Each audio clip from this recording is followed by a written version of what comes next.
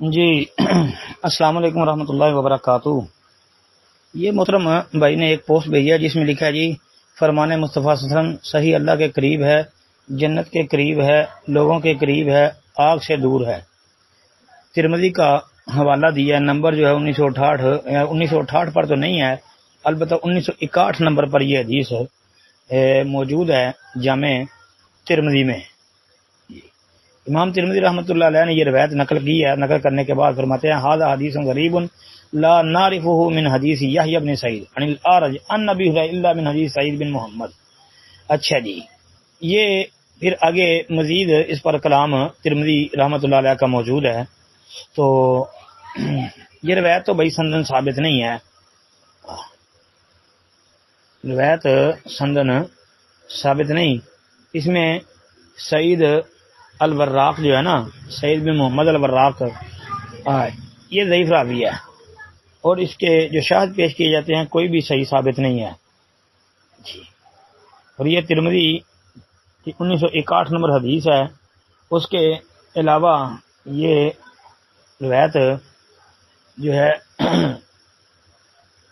اور بھی کئی کتابوں میں آتی ہے، مثلا یہ المنتقی من کتابی مکارم الاخلاق و معالیہا اس میں بھی موجود ہے۔ اسی طرح یہ روایت طبرانی اوسط کے اندر بھی 2363 نمبر پر موجود ہے۔ پھر یہ روایت ابن شہین کی فضائل اعمال کے اندر جو ہے آتی ہے 266 نمبر پر۔ اچھا جی، تو یہ میاں شاہ صدیقہ رضی اللہ عنہ سے مروی ہے نا، تو امام ترمذی نے میاں شاہ بھائی روایت کو مرسل بھی قرار دیا ہے۔